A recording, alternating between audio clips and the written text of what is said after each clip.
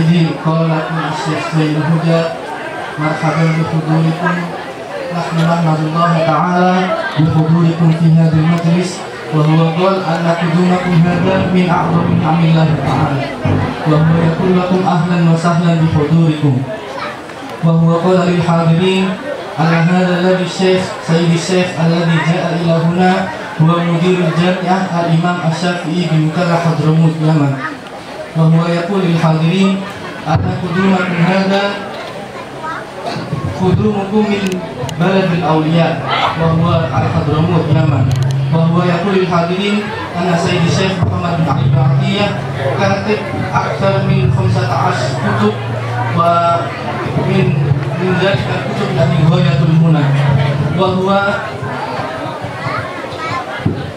huwa yaqulu aidan annahu yafrah lianna ar-rabitatul ata wal irfan yakhtaruhu limakan ziyaratikum wa huwa yaqul ma afraha qalbahu bi qudumikum wa qawlikum li Syekh Zainul Huda annakum yafrah aidan bi qudumikum fi hadzal makan wa fil akhir huwa yad'u lil hadirin wa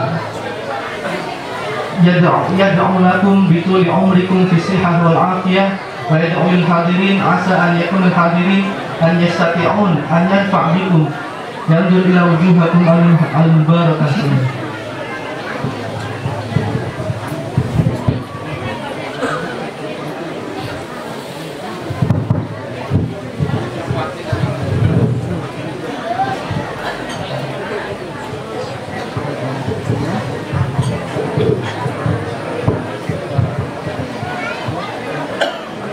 ما شاء الله وكان ما لم يشاء لم يكن ولا حول ولا قوة إلا بالله العلي العظيم. قبل الكلام السلام عليكم ورحمة الله وبركاته.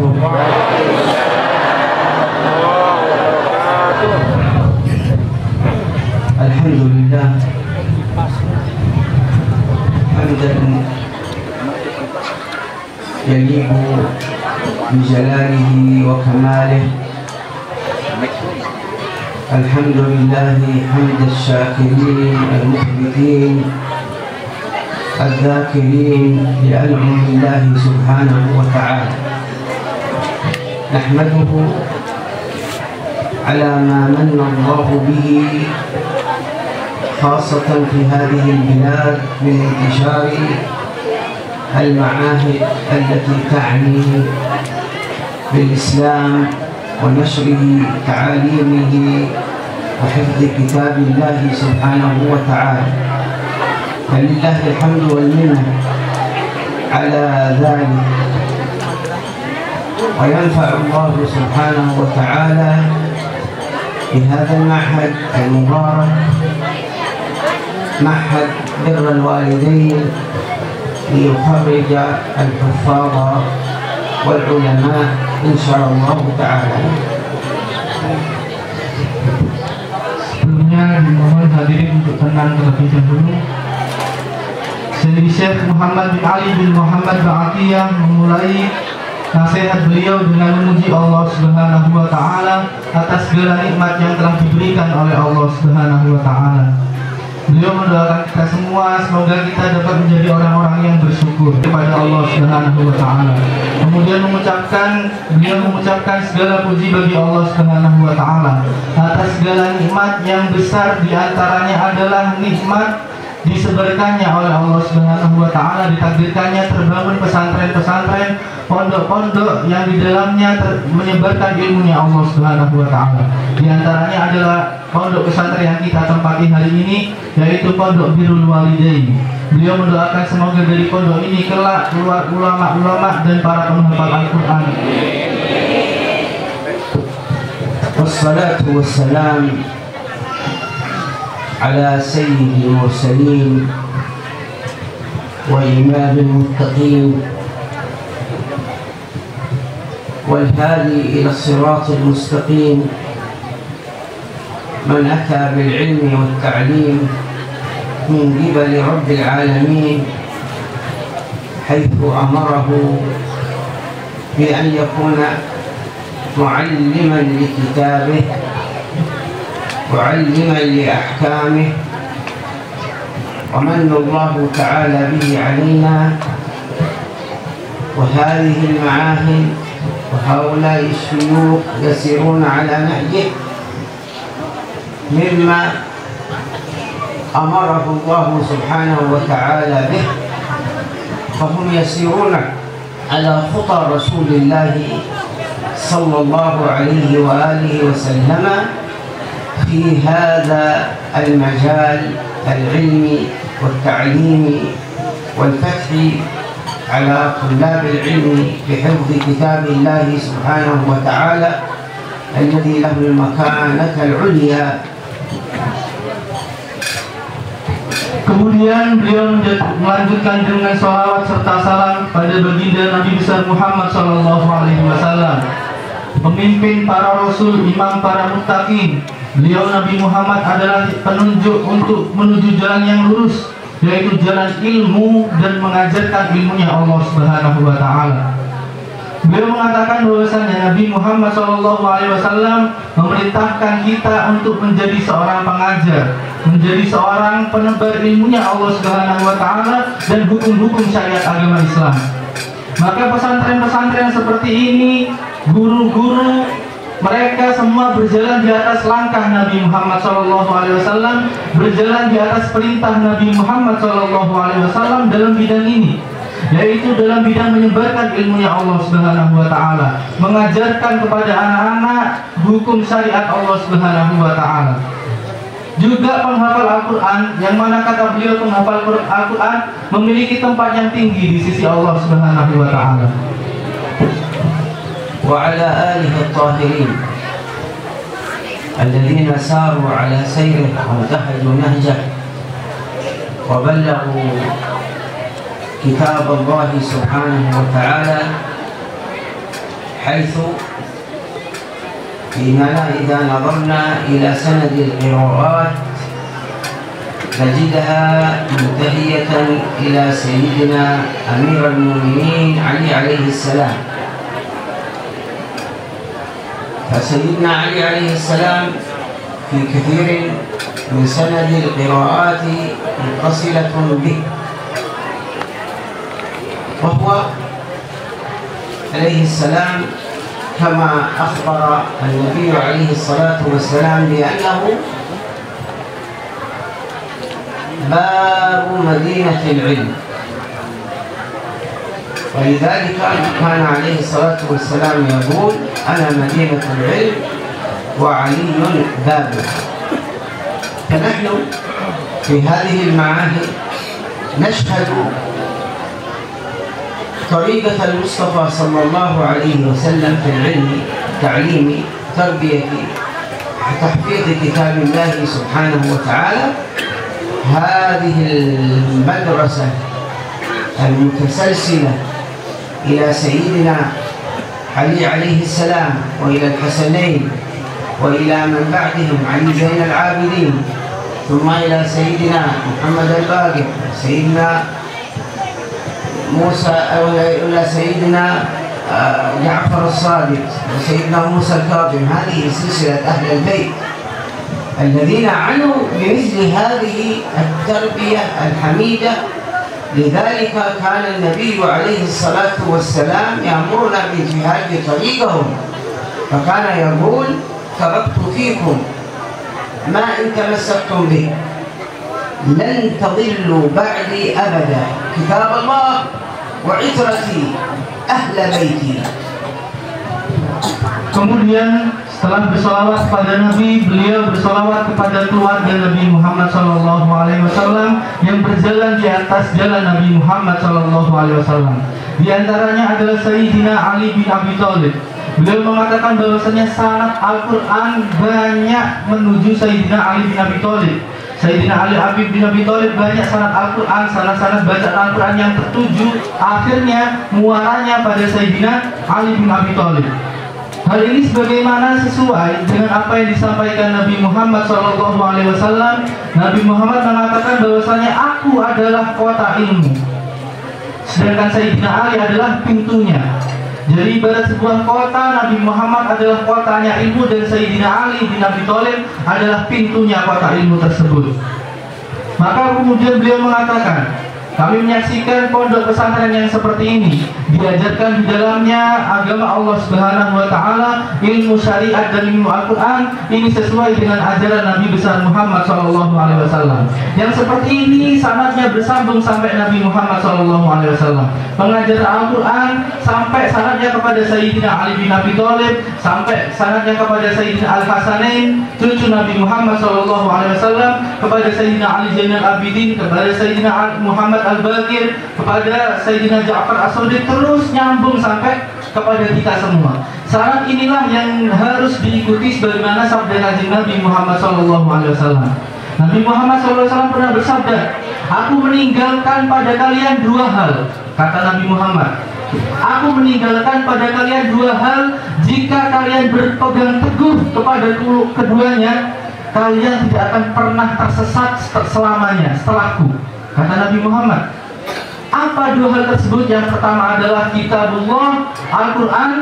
Yang kedua adalah fitrati ahli baiti, keluarga Nabi Muhammad SAW. Barang siapa berpegang teguh kepada dua hal ini, maka tidak akan pernah tersesat. Dijamin sendiri oleh sabda Nabi Muhammad SAW. وعلى أصحابه الذين ساروا من بعده على هذا الأثر وبلغوا كتاب الله وسنة رسول الله وبلغوا العلم والتعليم والهدي النبوي الكريم. ولذلك كان من الذين انتهجوا هذا المنهج سيدنا عبد الله بن مسعود رضي الله تعالى عنه، الذي حث النبي عليه الصلاة والسلام أن يقرأ القرآن على يديه. ولذلك ينبغي لكل طالب أن يقرأ على يد شيخ له إسناد واتصال، فشيخه هذا قرأ على الشيخ وشيخه قرأ على شيخه، وهكذا نجدها متسلسلة تصل بسيدنا علي أو سيدنا عبد الله بن مسعود أو غيره من الصحابة القراء الذين حفظوا القرآن ثم بذلوا أنفسهم في استماع القرآن وتصحيح كتاب الله تعالى لفظا وتجويدا لمن بعدهم، وهكذا وصل إليه. سيدنا عبد الله بن مسعود يقول فيه النبي صلى الله عليه وآله وسلم: من أراد أن يأخذ القرآن غضا كما أنزل فليقرأه على قراءة ابن أم. وكذلك فحصل من سيدنا أبو موسى الأشعري عندما كان يقرأ ويتلو القرآن ثم استمع النبي لقراءته فإذا به يقرأ قراءة جميلة، فانتظر النبي قائما حتى فرغ من قراءته، فقال له النبي عليه الصلاة والسلام كما سمعنا من التلاوة الجيدة المباركة من الأستاذ الذي تطرب القلوب وتهز الكيان، قال له النبي صلى الله عليه وآله وسلم: لقد أوتيت مزمارا من مزامير آل داود. فقال له: أكنت تسمع إلى قراءتي يا رسول الله؟ قال: نعم. قال: لو كنت أعلم أنك تستمع إلى قراءتي لحبرته لك تحبيرا، يعني لزودته وجودت صوتي به كما سمعنا من هذه التلاوات الجميلة المباركة، سواء كانت القراءات هذه على قاعدة المصريين أو على قاعدة الحجازيين. وهي قراءة الحجازيين على قراءة عبد الله بن مسعود، وهي القراءة الجميلة التي بدأت تفقد ولا نسمعها في كثير من الأماكن، وإنما نسمع طريقة الأعراب الذين يأتون بالقراءة فيهذون القرآن هدا كما أخبر النبي عليه الصلاة والسلام على ذلك. هناك قواعد، القاعدة الشامية، القاعدة الحجازية، القاعدة المصرية. هذه القواعد في تلاوة القرآن لها معنى من معاني التزكية والقبول. حتى أن الشيخ عبد الباسط عبد الصمد رضي الله تعالى عنه وغفر له ورحمه ورفع درجاته في أعلى عليين، كان يتوب العالم الإسلامي ويقرأ، بل وكان يذهب إلى حتى العالم الذي لم يكن فيه معنى من معاني الإسلام فيقرأ، فيستمعون إلى تلاوته فيدخلون الناس في دين الله بسبب هذا الصوت الجميل الذي كان يردد القرآن العظيم الذي يهز القلوب ويأخذ بالألباب. Kemudian selanjutnya beliau tidak lupa untuk bersolawat kepada para sahabat Nabi Muhammad SAW, yang mana para sahabat itu juga berjalan di atas jalan perintah Nabi Muhammad SAW. Dalam hal ini, dalam masalah Al-Quran, ada sahabat Abdullah bin Mas'ud dan ada sahabat Ali bin Abi Thalib. Mereka kedua ini adalah ahli Quran. Nabi Muhammad SAW memerintahkan para sahabat untuk membaca Al-Quran dengan benar, dengan bertajwid, sanadnya bersambung. Kemudian kita juga diperintahkan demikian. Kita diperintahkan oleh Nabi Muhammad SAW membaca Quran kepada guru kita yang sanadnya bersambung dari gurunya sampai sahabat, sampai Nabi Muhammad SAW. Yang demikian adalah yang diperintahkan oleh Nabi Muhammad SAW, membaca Al-Quran dengan baik, dengan tajwid yang benar. Sahabat Abdullah bin Mas'ud dikatakan oleh Nabi Muhammad, barang siapa yang ingin bacaannya sesuai dengan Al-Quran sebagaimana diturunkan, maka hendaknya membaca dengan bacaan sahabat Abdullah bin Mas'ud, sabda Nabi Muhammad SAW. Ini adalah bukti penting saking perhatiannya perintah Nabi Muhammad SAW untuk membaca Al-Quran dengan benar, dengan sanad yang muttasil pada Nabi Muhammad SAW. Kemudian juga ada sahabat Abu Musa al-Ash'ari, sahabat yang lain.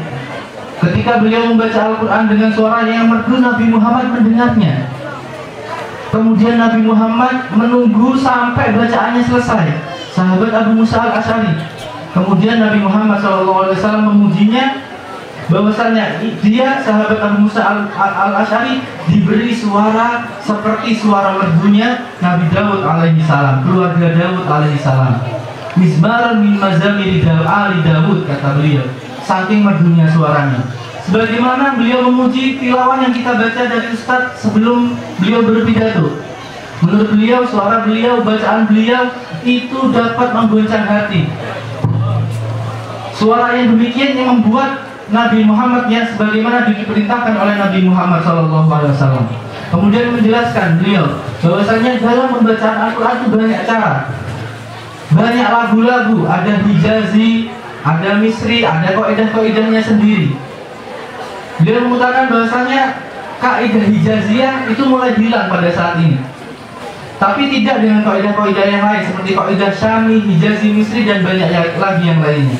Nah, kaidah-kaidah ini, berbagai macam lagu ini, itu tidak hanya lagu begitu saja, tapi lagu-lagu ini yang bermacam-macam di luar Arab, kata beliau, itu memiliki makna tersendiri.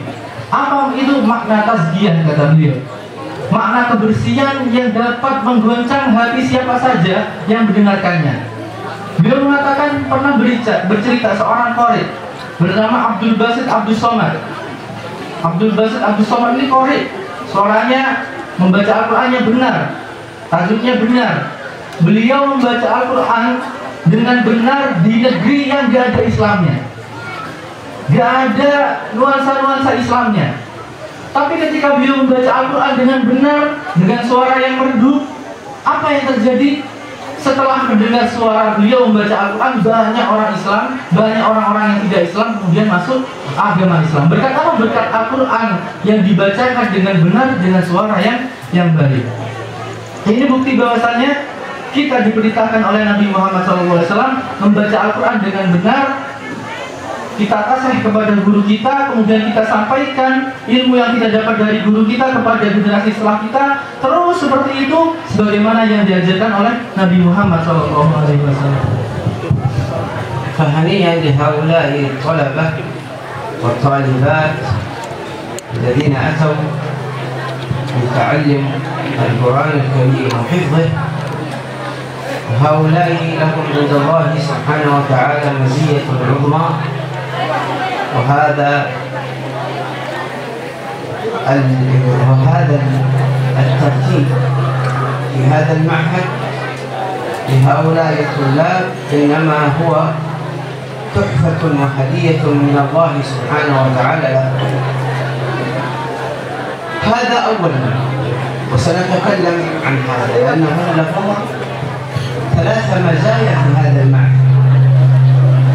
المزية الأولى أنهم يحفظون كتاب الله سبحانه وتعالى، والمزية الثانية الفال الحسن في اسم المعهد، والمزية الثالثة الفال الحسن في اسم شيخ المعهد. وسنتكلم على هذه 3 الأمور إن شاء الله تعالى باقتراب حتى يتبين لنا ما الذي ينبغي على الآباء والأمهات أن يفرحوا به، وأن يذهبوا بأولادهم وبناتهم إلى هذه الأماكن وهم في غاية الاطمئنان وفي غاية الراحة لما سيكون لهم من الله سبحانه وتعالى من الأجر والثواب. Kemudian beliau mengucapkan selamat bagi para santri-santri yang belajar di pesantren ini, yang menghafalkan Al-Quran di pesantren ini, yang mana para penghafal Al-Quran itu memiliki kemuliaan yang tinggi di sisi Allah Subhanahu wa Ta'ala. Beliau menjelaskan bahwasanya santri-santri dengan tertib, dengan urutan pesantren yang seperti ini merupakan kenikmatan, merupakan tuhfah, sesuatu yang berharga yang diberikan oleh Allah Subhanahu wa Ta'ala. Apa saja keberuntungan seorang santri? Beliau membacanya dari 3 hal.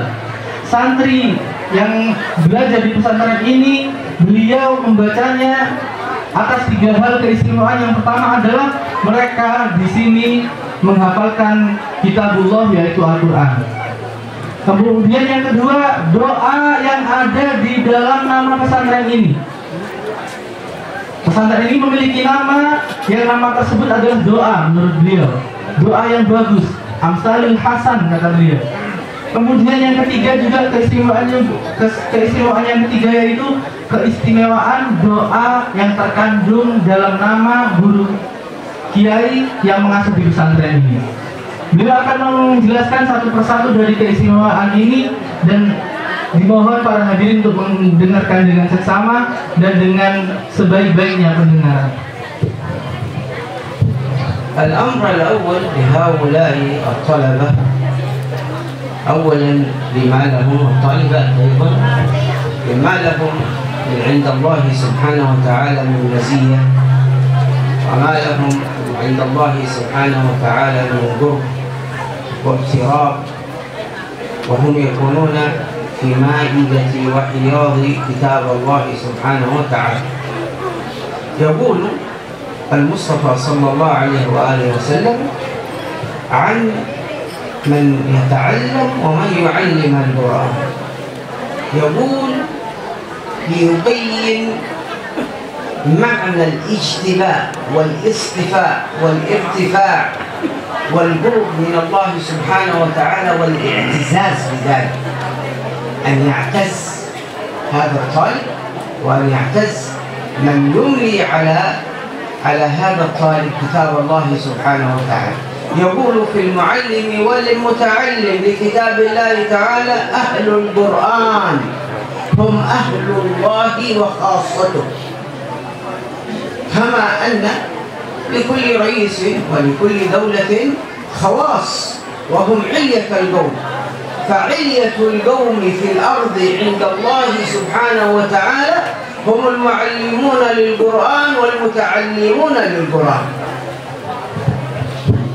Yang pertama, keistimewaan tersebut ada santriwati di sini belajar menghafalkan Al-Quran.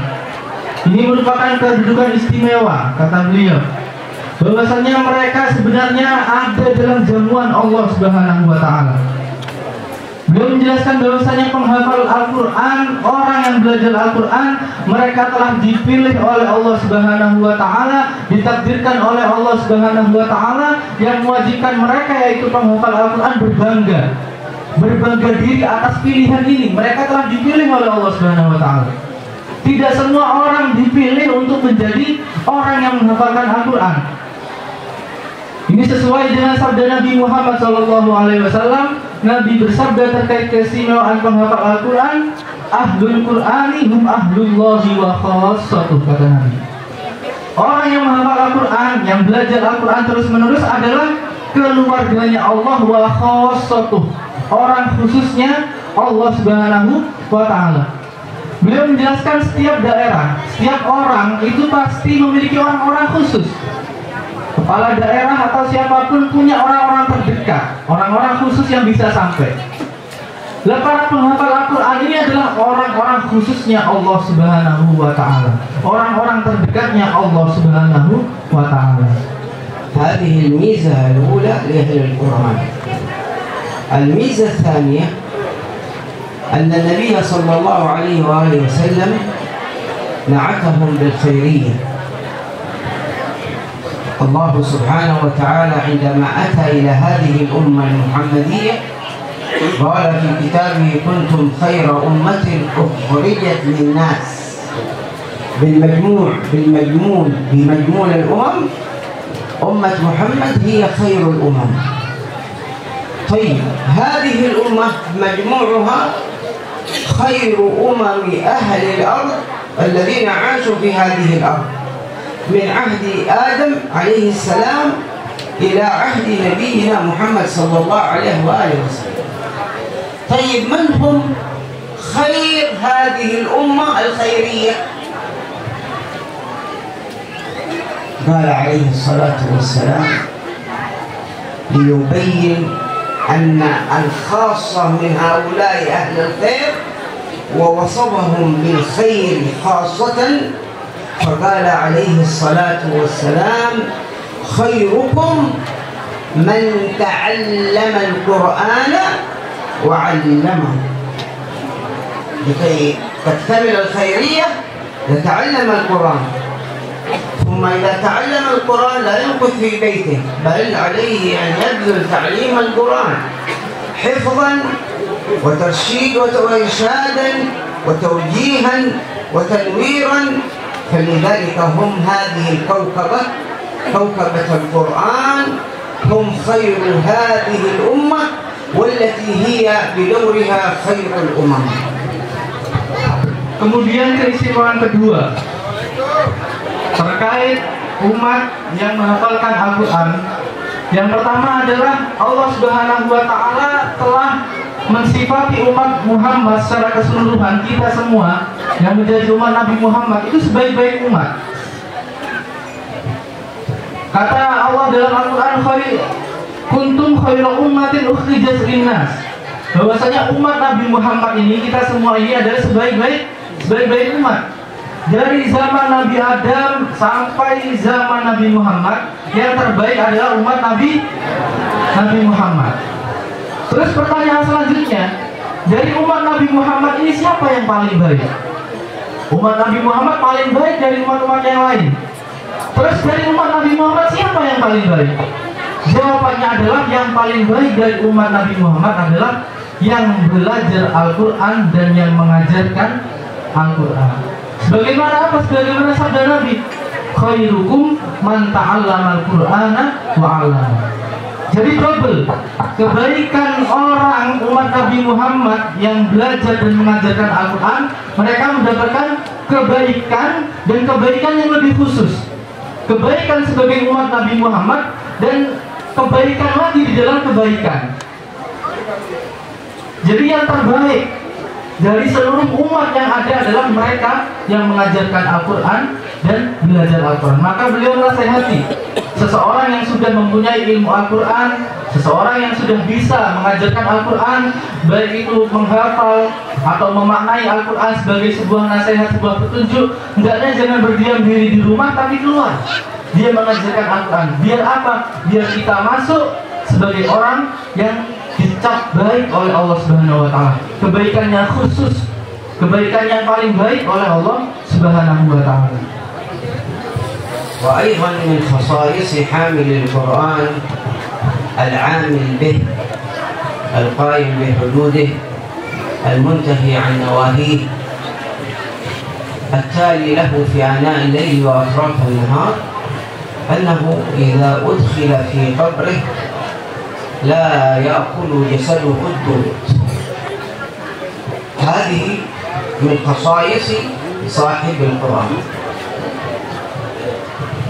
Dan di antaranya pula yang beliau sebutkan, orang yang senantiasa membaca Al-Quran, mempelajari Al-Quran, istiqomah belajar Al-Quran di sore dan malam hari, apa? Ketika kelak di kuburan, ketika kelak dia sudah meninggal dunia, dia jenazahnya tidak akan dimakan oleh cacing, terbebas dari cacing.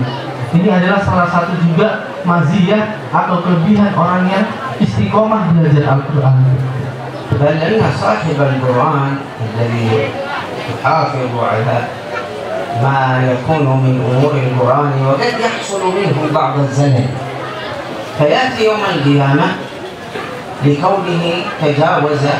طبعا الإنسان معرض للخطر، فعندئذ لو حكم عليه بأن يدخل النار فإن البقرة وآل عمران التي في جوفه تأتي تحاجان عنه حتى تنتزعا من ملائكة العذاب وتسلماه إلى ملائكة الرحمة.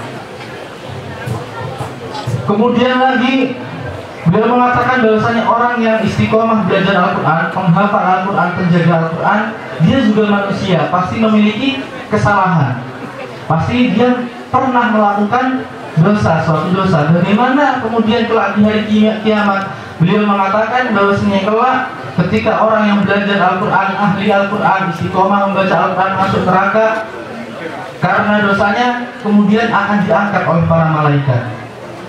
Diangkat oleh para malaikat, dari malaikat yang pengadab diberikan kepada malaikat yang penuh dengan rahmat. Akan diberi pertolongan, dilepaskan dari api neraka tadi menuju surganya Allah, rahmatnya Allah Subhanahu wa Ta'ala. Berkat apa? Berkat Al-Qur'annya, berkat berkahnya Al-Quran tadi. بل بركة صاحب القرآن لا تكون عليه فقط، وإنما تنجر إلى أمه وأبيه وأهل بيته، تنجر هذه البركة إليه. وشواهد ذلك ما سنورده من هذه الأمور التي ذكرها أهل العلم رحمهم الله تعالى. أولا ما ذكره أهل العلم كي نعرف مقدار آية من كتاب الله كيف يكون لها رفعة وبركة على التالي لها من أبناء المسلمين وعلى الآباء والأمهات وأهل الدار الذي يكون منهم ذلك الطالب يقرأ عند شيخه آيات القرآن، وأول ما يقرئه الشيخ بسم الله الرحمن الرحيم. وجد في بعض الكتب أن سيدنا عيسى عليه السلام خرج داعيا إلى الله في سياحاته، حيث كان يتنقل من مكان إلى مكان داعيا إلى الله تعالى ومبشرا برسول الله صلى الله عليه وآله وسلم كما جاء في كتاب الله، ومبشرا برسول يأتي من بعد اسمه أحمد، اللهم صل وسلم عليه. فمر في سياحاته بمقبرة فنظر فإذا هناك قبر فيه رجل يعذب بالنار، فذهب إلى حال طريقه سيدنا عيسى ومكث 3-4 أيام به وهو في النعيم، فناجى ربه: يا رب، ما قصة صاحب القبر؟ مررت عليه قبل بضعة أيام فرأيته يعذب ثم عدت فرأيته ينعم. فقال فأوحى الله تعالى إلى سيدنا عيسى عليه السلام أن صاحب القبر لم يكن إلا من العصاة الذين يعصونني ليلا ونهارا. فلما مات عذبته وأقمت فيه عدلي، لكن ترك ولدا صغيرا وقبل 5 أيام بلغ من العمر 7 سنين، فذهبت به أمه إلى المعلم، ذهبت به إلى المعلم فأملى عليه المعلم هذه الآية: بسم الله الرحمن الرحيم. فتلاها ذلك الولد لذلك الرجل، فرفعت العذاب عنه بنطق هذا الولد باسمي، لأنني استحييت أن يذكر ولده اسمي وأعذبه بالنار. Kemudian beliau menjelaskan yang tidak kalah pentingnya, yang tidak kalah luar biasanya terkait keistimewaan orang yang menghafalkan Al-Quran, orang yang belajar Al-Quran. Beliau mengatakan orang yang belajar Al-Quran, manfaatnya, pahalanya yang dirasakan bukan cuma buat anaknya saja, Pak. Tapi apa? Buat bapaknya, ibunya, kakek-kakeknya, dan tetangganya bahkan. Keistimewaan orang yang belajar Al-Quran. Ada kisah terkait hal itu yang menunjukkan istimewanya orang yang belajar Al-Quran, berkahnya orang yang belajar Al-Quran. Kisahnya adalah kisah Nabi Isa alaihissalam. Jadi zaman dahulu Nabi Isa alaihissalam itu keluar untuk berdakwah, untuk berdakwah. Apa dakwahnya Nabi Isa?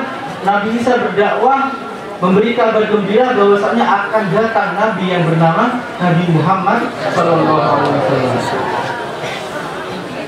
Setelah itu apa? Nabi Isa tadi keluar di tengah jalan. Nabi Isa ini menemui kuburan. Di jalan Nabi Isa menemukan kuburan. Nabi Isa berhubung dia Nabi, dia melihat orang tersebut yang ada di kuburan sedang diazab oleh Allah Subhanahu wa Ta'ala, sedang mendapatkan azab, disiksa di kuburannya, disiksa. Lantas Nabi Isa lewat, pergi ke tempat tujuannya untuk berdakwah. Setelah 3-4 hari balik Nabi Isa, kembali ke jalannya pulang, lewat jalan yang tadi, ketemu dengan kuburan yang kemarin. Tapi kemudian terkejut, Nabi Isa terkejut karena apa? Kuburannya yang kemarin 3 hari lalu diazab, sekarang enggak. Sekarang ada pada kenikmatan, tidak disiksa oleh Allah Subhanahu wa Ta'ala, malah diberi kenikmatan. Kemudian tanya Nabi Isa ke Allah Subhanahu wa Ta'ala, wahai Allah, ini kemarin seseorang dalam kuburan ini sedang diazab, kok dapat 3 hari dia sudah berada dalam kenikmatan, ya Allah. Allah Subhanahu wa Ta'ala memberikan wahyu, menjawab pertanyaan tersebut. Apa, wahai Isa? Orang tersebut punya anak kecil. Anak kecil tidak sampai 15 tahun, umur 7 tahun, dia dibawa ke ibunya untuk berguru ke seorang guru. Kemudian sama gurunya tadi diajari membaca Bismillahirrahmanirrahim. Diajari membaca 1 ayat saja, yaitu ayat Bismillahirrahmanirrahim. Kemudian kata Allah, maka aku malu, hai Isa, untuk mengadab seseorang yang anaknya menyebut namaku. Maka Allah Subhanahu wa Ta'ala, ayahnya diberi syafaat, diampuni oleh Allah Subhanahu wa Ta'ala berkat anaknya yang baca Bismillahirrahmanirrahim. Berkahnya Al-Quran. Hadhihi fi ayat min ayati Allah subhanahu wa ta'ala, wa hiya al-basmalah. فكيف بمن يكون ابنه أو بنته حافظا للقرآن؟ ماذا سيكون له من المنزلة؟ إذا عرفنا منزلة الأب والأم لكون ابنهما أو بنتهما حافظة لكتاب الله وما أعده الله تعالى لهما، وسنعرف مقدار ما سيكون لحافظ القرآن نفسه. يؤتى يوم القيامة بأبي وأمي حافظ القرآن. يوم القيامة أنتم جميعا تعرفون أنه يوم عصيب، يوم تجلس كل الأمم على ركبها، كما قال الله تعالى: وترى كل أمة جاثية، يعني على الركب خوفا من عقاب الله سبحانه وتعالى، كما قال: يوم تبلى السرائر، يعني يوما في ذلك اليوم يفتضح كل شيء، كل إنسان عمل عملا يفضح به في يوم القيامة. إن كان ذلك العمل سوءا فقد افتضح أمام أهله وذويه بما عمله، أي عمل كان، كما قال الله سبحانه وتعالى: ومن يعمل مثقال ذرة خيرا يره ومن يعمل مثقال ذرة شرا يره. اعمل ما شئت فأنت ملاقيه في يوم لقاء الله سبحانه وتعالى. والإنسان إذا كان عاقلا لا يعمل إلا الخير، لأنه سيجده، كما قال الله تعالى: وما تقدموا لأنفسكم من خير تجدوه عند الله. هذه منطوق الآية، مفهوم الآية: وما تقدموا من شر تجدوه عند الله.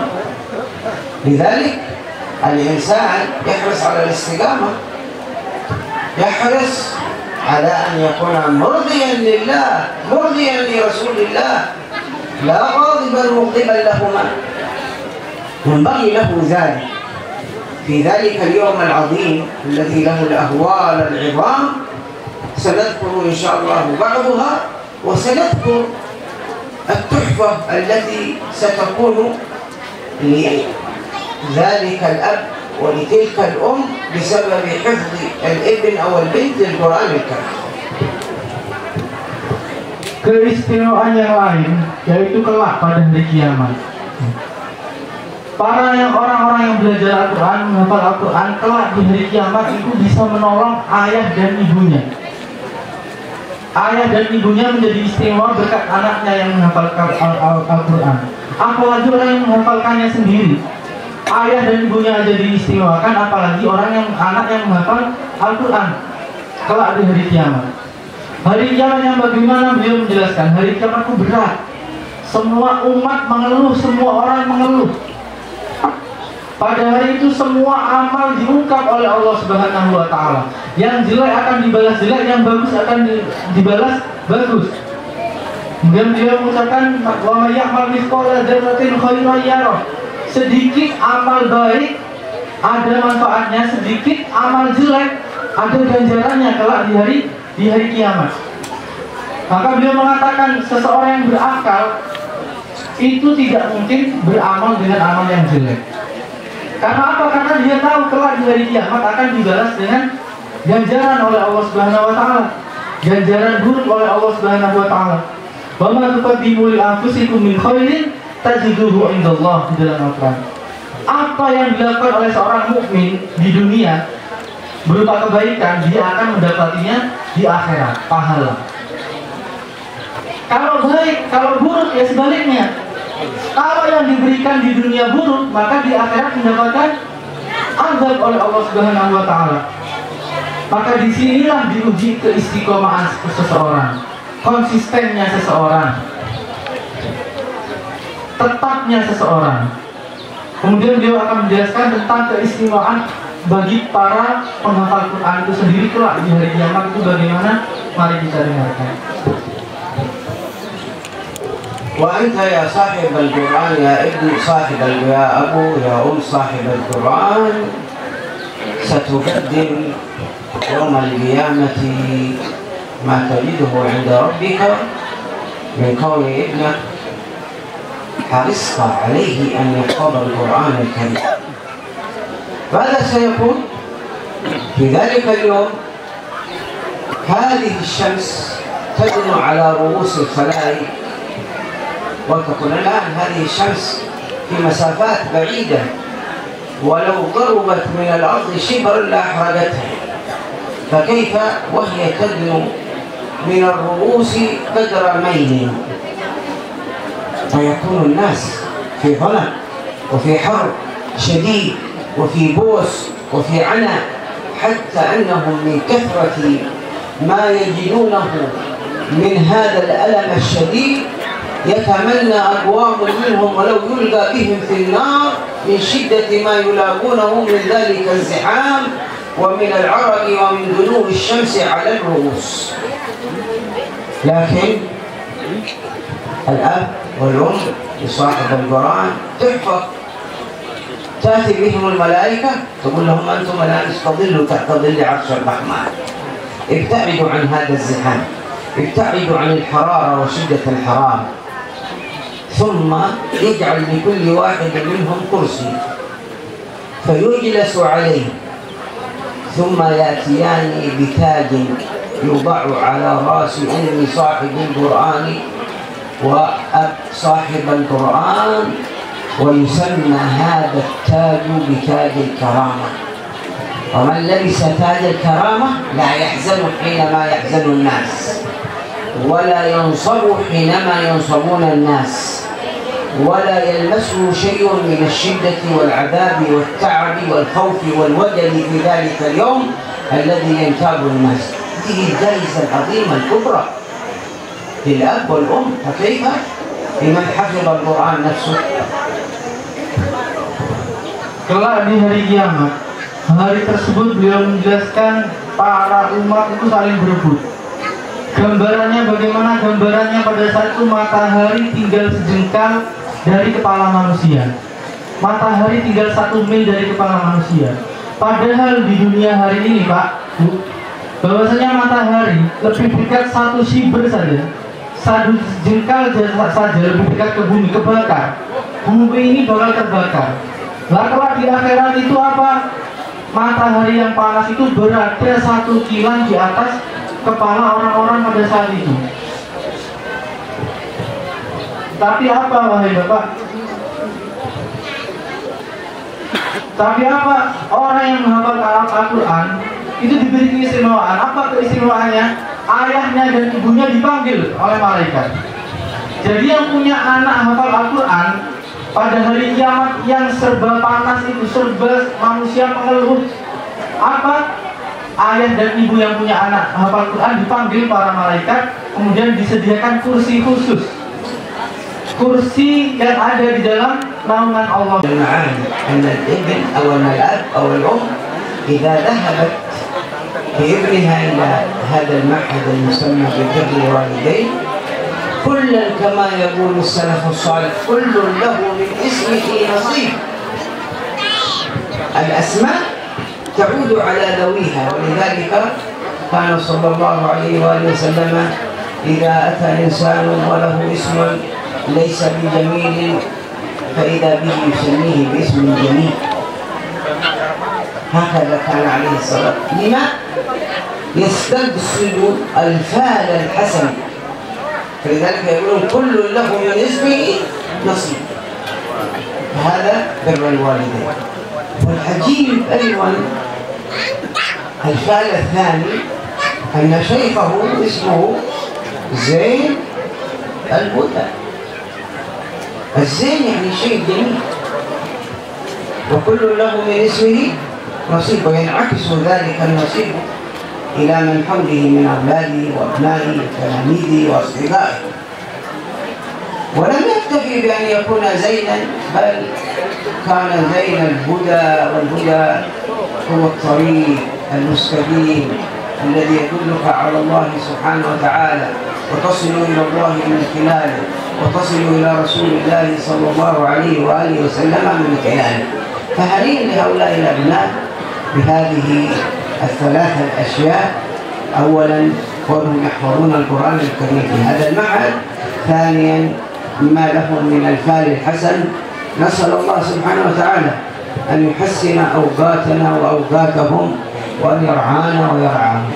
ثم لا يفوتني أن أشكر هذا حفاوة الاستقبال، حفاوة التكريم في هذا المعهد المبارك عن طريق شيخه والعاملين عليه. وكذلك أشكر هذه الدولة الأندلسية التي لها معنى عميق من معاني التشجيع على مثل هذه المعاني، التشجيع على نشر دين الله سبحانه وتعالى. لذلك يسعون إلى الحضور، فحضر من هو له نصب في المحافظة حرصا منه على ما يحرص عليه، ذلك لا شك أن يكون في ميزان حسناته. وأندونيسيا لها عند العالم الإسلامي الشيء الكثير، لأن فيها أكثر المسلمين في هذه البلاد وهم متمسكون بدينهم، متمسكون بالعلم، يحافظ الآباء بل يحرص أكثر الآباء على أن يكون أبناؤهم علماء. نسأل الله سبحانه وتعالى للجميع التوفيق والسداد. Kemudian beliau menjelaskan terkait kedua dan ketiga hal yang tadi, bahwasanya Nabi Muhammad, kata beliau, itu suka fa'al hasan, atau al-fa'al hasan yaitu memberi nama dengan berdoa, memberi nama sesuatu dengan mengharap nama tersebut menjadi doa. Sebagaimana nama pesantren ini, nama pesantren ini adalah pesantren Birrul Walidain, taat kepada orang tua.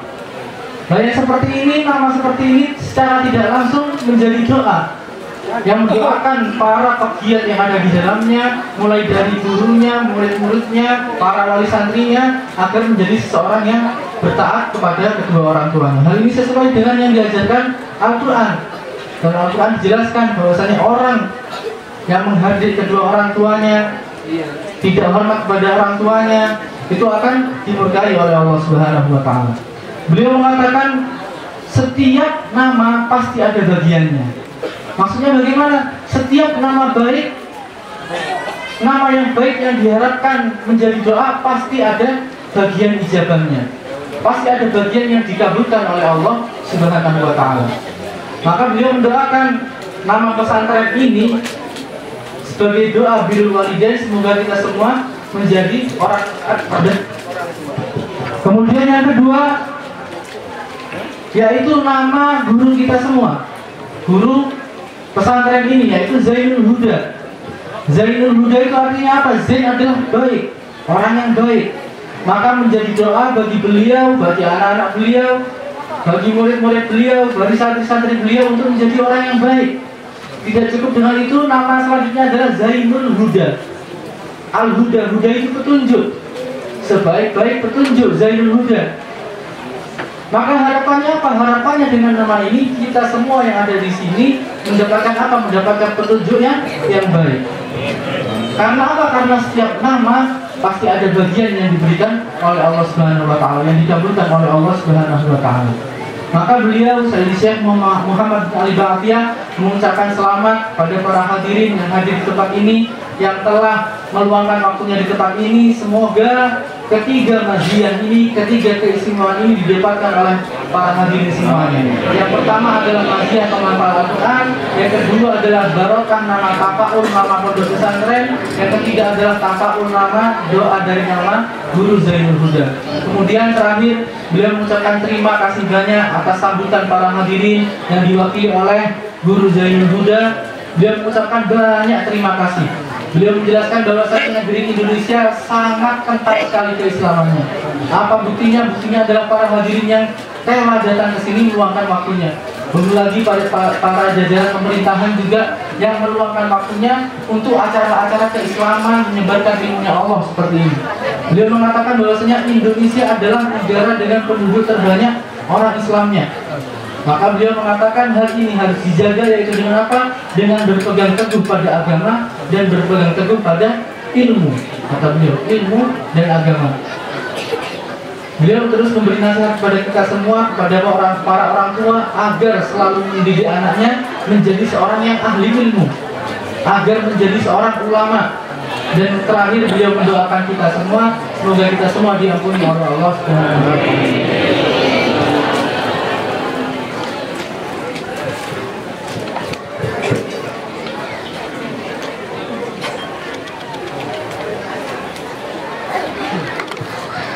hadirin jamaah rahimahullah, kita akan sama-sama mendengarkan sambutan singkat dari Bapak Wakil Bupati Lombok Tengah kepada Dr. Haji Muhammad Nursiah SOS MSI. Kepada beliau disilakan.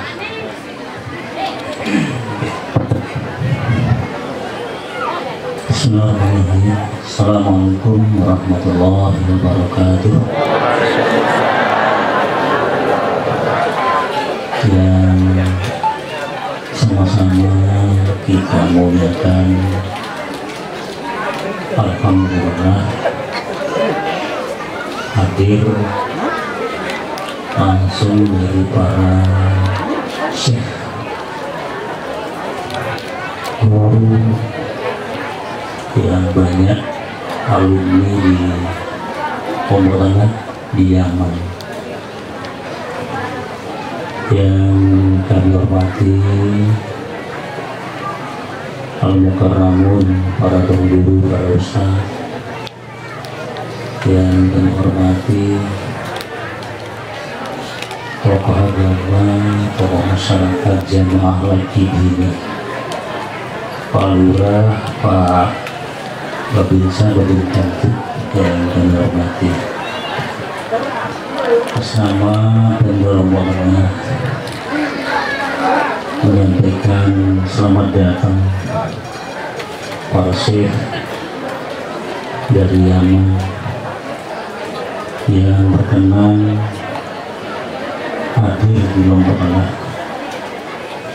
dalam tablik akbar, lebih khusus kegiatan untuk membangun rumah tahfiz oleh Al-Mubarak dan Haji Zainul Huda. Bersama Pemda juga kami sangat berbahagia, sangat bersyukur bagi yang mulia tamu kami, karena yakin kehadiran beliau tamu mulia kita ini sangat membawa berkah bagi Lombok, lebih-lebih di dalam membangun Islam kita. Alhamdulillah Lombok Tengah dalam kegiatan-kegiatan agama Islam, baik lembaga pendidikan maupun kegiatan agama yang non-formal di Lombok Tengah, masjid kurang lebih 1.350-an masjid, musola 5.000-an, majelis taklim hampir rata-rata semua desa dan kelurahan di Lombok Tengah. Artinya dengan cukup banyak kegiatan pendidikan agama Islam, ditambah lagi dengan kehadiran syekh dari Yaman. Nah, karena itu sekali lagi terima kasih, mohon maaf atas kekurangan kami menerima yang mulia yang kita sama-sama hormati dan terima hari ini. Dan yang penting rencana pembangunan rumah Al-Quran dengan doa dari para syekh, insya Allah akan menjadi bekal kita semua untuk membangun Islam di Lombok Tengah lebih maju, sekaligus untuk semua aktivitas di Lombok Tengah ini akan menjadi nuansa yang maju tapi tetap kuat Islam kita di Lombok Tengah. Mungkin itu yang saya sampaikan. Sekali lagi terima kasih, mohon maaf. Assalamualaikum warahmatullahi wabarakatuh. Sayyidi Yaqulu Naib Rais Al-Madinah أهلا وسهلا بقدومكم وجميع المشايخ وأهلا وسهلا بالحاضرين. وهو يقول عسى مجيئكم هذا يستطيع أن ينال الحاضرين البركة منكم والنفع من علومكم. وهو يقول مرة أخرى أهلا وسهلا بكم وبجميع المشايخ في مدينة رومبو المسطو باسم الحكومة. هو يقول لكم نحن نفرح بقدومكم سيدي، لا سيما في هذه المناسبة في مناسبة بناء بيت تحفيظ القرآن بر الوالدين.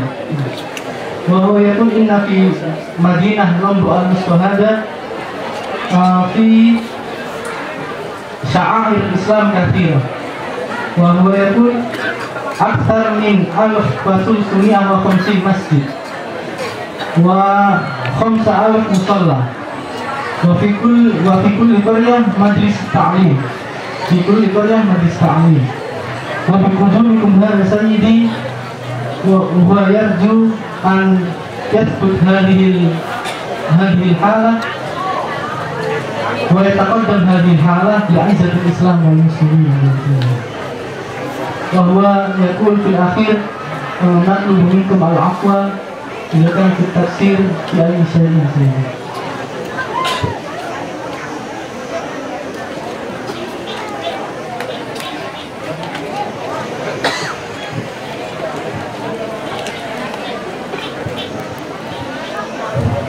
Untuk mengakhiri acara kita pada pagi hari menjelang ini, mari sama-sama mengikuti doa sebagai acara terakhir. Dalam hal ini langsung akan dipimpin oleh Yang Mulia Al-Alimul Allamah Sayyidi Syekh Dr. Muhammad bin Ali Ba'athiyah, Rektor Universitas Imam Syafi'i Hadratullah Jaman. Kepada beliau disilakan. اللهم صل وسلم على سيدنا محمد وعلى آل سيدنا محمد. اللهم صل وسلم وبارك عليه وعلى آله أجمعين. اللهم يا أول الأولين ويا آخر الآخرين ويا صاحب القوة المتين ويا رب العالمين، اغفر ذنوبنا واستر عيوبنا، حقق أعمالنا، واجعلنا من عبادك الصالحين المنيبين المخبتين، وفقنا للخير واجعلنا من أهله. عاملنا يا ربي بمعاملة أهل الخير واجعلنا معه في دائرته، في دار الدنيا، في دار البر، في دار الآخرة يا ذا الجلال والإكرام. اللهم إنا نسألك العفو والعافية والمعافاة الدائمة في الدين والدنيا والآخرة. اللهم إنا نسألك حفظا لهذه البلاد، حفظا للعباد، حفظا للأولاد، وحفظا للكبار، حفظا للصغار يا رب العالمين. حفظنا وإياهم بحقائق التقوى والاستقامة، أعذنا وإياهم من موجبات الخزي والندامة، ثبت في قلوبنا الإيمان والإسلام واليقين، واجعلنا يا الله في بلادنا هذه في سائر بلاد المسلمين من الآمنين الذين لا خوف عليهم ولا هم يحزنون.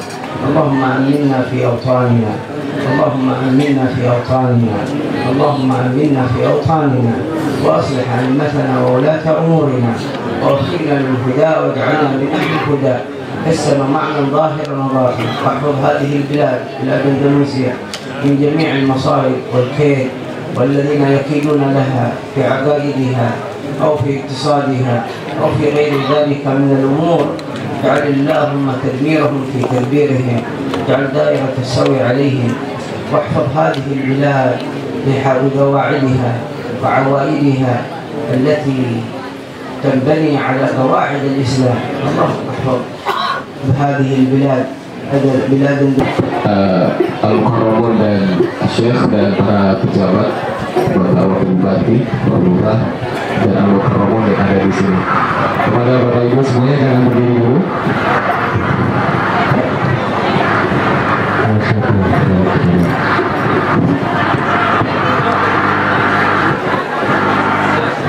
Ya, silakan kami. Allahumma salli wa sallim wa barik alaihi wa ala alihi. Dan saya MC, ya sama-sama kita berbuat acara ini dengan sama-sama baca alhamdulillah. Alhamdulillah rabbil alamin wa la taufiq wal hidayah. Assalamualaikum warahmatullahi wabarakatuh.